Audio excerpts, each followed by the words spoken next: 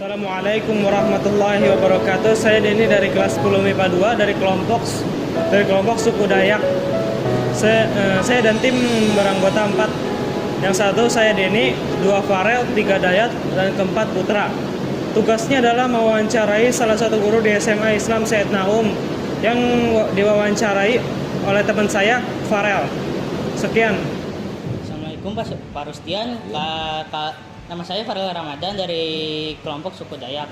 Saya kali ini mewawancarai salah satu guru di SMA Said Naum tentang poin-poin pendidikan di SMA Said Naum. Boleh saya bertanya, Pak? Silakan.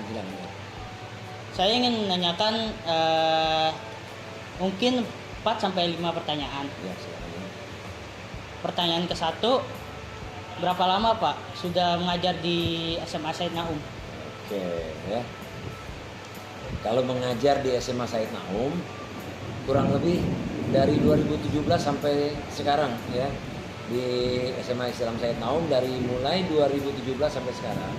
Tapi sebelum di SMA pengalaman mengajar saya lebih banyak dan lebih lama di SMK dan SMP ya, di SMK dan di SMP di daerah Cempaka Putih kurang lebih 10 tahun. Jadi kalau total berapa lama saya udah pengalaman mengajar, kurang lebih 15 tahun lah sampai sekarang ini ya, 15 tahun kalau diakumulasi ya, dijumlahin ya.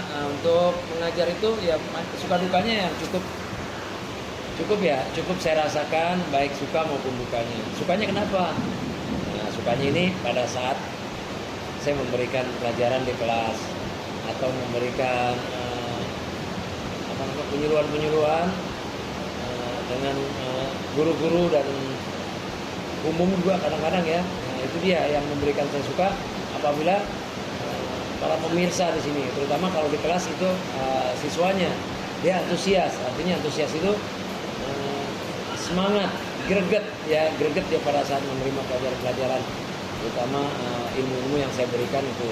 Nah, dukanya kenapa? Kalau saya memberikan penyuluhan atau mengajar dan sebagainya, terus para pemirsa ini, para pendengar atau siswanya sendiri kurang kooperatif, kurang kerjasama. Jadi ya saya kemana memberikan pandangannya. Yang kedua yang kedua ini merasa saya tidak dihargai gitu. Tidak dihargai kenapa? Karena pada saat saya bicara itu mereka masing-masing ikut bicara juga, itu yang kira-kira ya kadang-kadang saya sedih juga. Tapi pada yang sukanya itu yang tadi saya sampaikan gitu.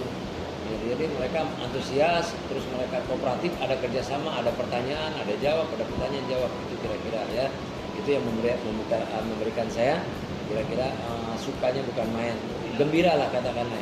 Kadang-kadang dalam hitungan jam itu juga katakanlah 2 jam, bahkan lebih juga saya masih sanggup gitu, karena bukan waktu yang saya lihat di sini, tapi bagaimana saya pada saat saya suka memberikan ujian atau ilmu yang saya berikan. Itu aja ya.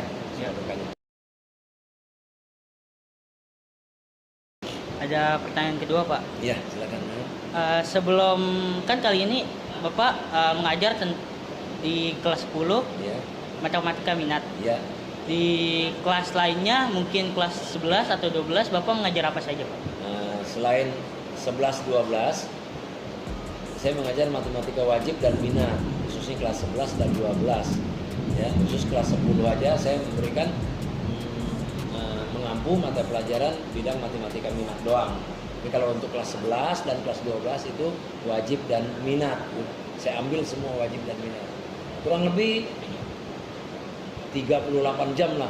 Kelas 10, 11 baik itu jurusan MIPA maupun IPS, kelas 12 baik itu jurusan MIPA maupun IPS, itu kurang lebih totalnya 38 jam ya. Lumayan ya, cukup juga ya, cukup melelahkan juga. Tapi buat saya, karena saya memang menyukai pekerjaan tersebut, buat saya fine aja ya kan, suka-suka aja ya, nggak ada merasa itu lelah tuh gimana gitu, karena diiringi rasa suka dan rasa senang itu ya. Buat saya nggak ada masalah lamanya atau gimana, itu kira-kira membuat saya suka. Maaf Pak, itu hitungan seminggu atau per hari? Itu hitungan seminggu dalam 38 jam. Ya, jadi ada hitungannya tertentu di situ 4 4 4 3 3 3 gitu. Jumlah totalnya itu kurang lebih 38.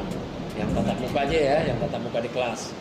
Itu jadi mungkin kalau MIPA itu 8 jam karena 8 jam 4 minat 4 wajib. Begitu juga kelas 12 4 minat 4 wajib. Kalau di kelas IPS, kelas 12 IPS cukup wajib doang 4 jam gitu. Jadi kalau di total semua kurang lebih 38 jam ya. Dari kelas 10 sampai kelas 12. Sudah Pak. Ada pertanyaan ketiga Pak.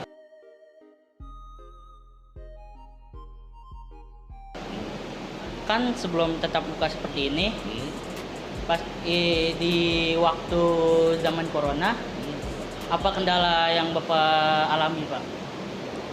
Kalau buat saya pribadi pada saat di zaman pandemi ya kurang lebih 2 tahun waktu itu ya 2 tahun zaman pandemi itu saya sangat menyesalkan. Kenapa kalian itu karena nggak ada katakanlah saya udah tanya jawab sama langsung kepada siswa. Saya nggak pernah ngerti Pak kalau lewat Zoom. Ada beberapa anak aja yang tertentu yang bisa dan paham, tapi hampir rata-rata tuh nggak ngerti. Karena kalau di langsung tatap muka maksud saya di sini itu langsung tanya jawab itu jelas, baik itu melalui tanya jawab langsung, baik itu menggunakan gerakan tubuh gitu. Itu yang membuat mereka tuh mungkin paham ya, cepat paham ya, cepat paham. Dan saya juga sangat sayangkan juga karena kenapa? Kalau saya tuh memberikan penyuluhan itu saya perhatikan, saya tanya satu-satu. Saya absen lagi, mereka menghilang gitu. Jadi mereka jenuh kadang-kadang itu. Jadi nggak ada yang namanya mapel mata pelajaran yang saya berikan itu yang nyangkut kira-kira paling 10-20% doang. Berarti saya cuma capeknya doang ya kan. Tapi kalau tatap muka seperti ini, offline maksudnya langsung di kelas, maksudnya langsung tatap muka kepada siswanya itu hampir rata-rata mereka senang dan hampir mereka bisa menyerap semua pelajaran yang saya berikan. Walaupun nggak 100%, tadi paling tidak 85% sampai 90% saya udah senang sekali. Itu aja ya. Tadi pertanyaan ketiga Pak. Iya. Pertanyaan keempat, apa yang Bapak semangat untuk belajar mengajar di sini Pak?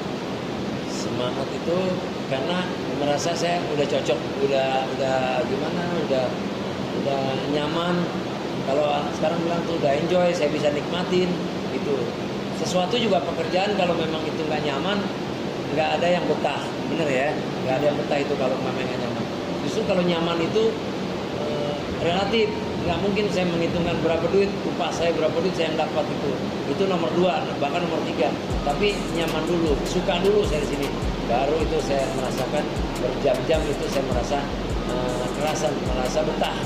Itu yang membuat saya ya. Kalau sesuatunya artinya baik pemirsa sendiri kalau mereka merasa yang memberikan penyuluhan seperti Pak Ustadz atau guru, dia udah merasa idola, bahkan 1-2 jam itu merasa sebentar amat gitu. Itulah yang dikatakan nyaman. Tapi kalau baru hitungan menit, 15 menit kayaknya udah menurutnya udah beban. Karena kenapa? Dia nggak nyaman, nggak suka, dia merasa pada saat penyuluhan. Bagaimana kita memberikan penyuluhan itu supaya lebih nyaman dan lebih suka itu. Dan nggak semua guru itu bisa memberikan seperti itu. Ada yang guru cuma hanya bertanggung jawab memberikan materi, setelah selesai sudah selesai. Anak itu mau mengerti atau mau enggak, kita nggak perlu memperhatikan di situ gitu. Tapi saya beda gitu, artinya saya lihat satu persatu.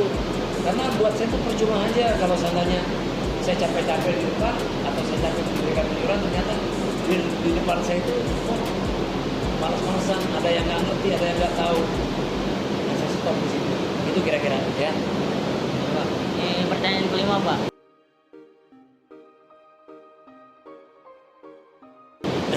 Kan sekarang kan kurikulum merdeka. Iya. Sebelum itu kan kurikulum 2013. Iya. Di 2013 itu menurut Bapak positif sama negatifnya kurikulum 2013 itu apa Pak? Kalau kurikulum Kurtilas itu yang disebut Kurtilas, yang direvisi ya, kurikulum 2013 yang direvisi 2021 ya, waktu itu 2021 direvisi. Itu ranahnya sebetulnya guru itu sebagai fasilitator dan anak itu sebagai objeknya di sini. Jadi hanya guru hanya mengawasi, itu yang paling mendasar. Memberikan kebebasan kepada anak sifatnya sebagai fasilitator dan memberikan penyuluhan yang kira-kira anak yang di mana yang itu. Jadi anak disuruh bekerja sendiri, disuruh bebas untuk memberikan karya-karyanya di sini ya. Sifatnya guru itu hanya mengawasi doang. Itu yang setahu saya di kurikulum 2013 revisi. Nah, ada lagi sekarang pergantian kurikulum lagi, kurikulum merdeka gitu ya. Kurikulum merdeka itu memberikan kemerdekaan belajar kepada anaknya sendiri. Jadi nggak terbatas kepada RPP seperti atau dengan silabus. Siapa aja bisa bertanya, siapa aja bisa bertanya mengenai apa pelajaran yang belum dia pahami. Itu yang setahu yang paling dasar sekali. Yang bisa belum dipahami. Berarti nggak terpaku dengan harus sekarang membuka materinya harus begini, enggak. Kalau merdeka itu baik tatanannya maupun tekniknya juga ada yang dikatakan merdeka belajar. Dia merdeka untuk memberikan haknya di situ. Haknya apa? Hak belajar, hak membuka apa? Membuka materinya pada saat dia mau bertanya kepada gurunya. Itu yang paling mendasar. Mungkin ya lebih dan kurangnya mungkin ada yang syarat-syarat teknik tertentu di situ yang perlu dilengkapi bla bla bla bla, mungkin yang lain kira-kira begitu. Tapi yang setahu saya perbandingannya untuk ke situ dia lebih menekankan kepada siswanya untuk memberikan kebebasan. Kebebasan apa? Itu yang disebut kurikulum merdeka. Itu aja kira-kira ya.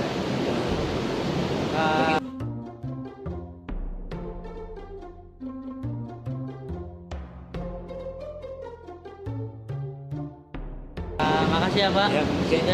sudah mau diwawancarai Pak. Ya, terima kasih sama-sama ya. Ya, Pak, maaf ya Pak, mendadak untuk mewawancarai. Kira-kira apa lagi yang perlu dibantu? Nggak usah sampai saat ini. Udah cukup ya? Oke, udah cukup Pak. ya. Oke, silakan. Terima kasih juga kepada kalian yang telah mau mewawancarai saya ya. Dan saya juga pribadi untuk kepentingan kalian juga, untuk kepentingan para pemirsa yang untuk mendengarkan bagaimana suka duka keluh kesahnya sebagai seorang guru ya, yang sementara menurut yang pandangan yang lain seberapalah seorang guru ya, cuma tenaganya itulah yang luar biasa ya, yang dikatakan pahlawan tanpa tanda jasa ya. Ya oke, terima kasih kepada waktunya yang juga diberikan kepada saya.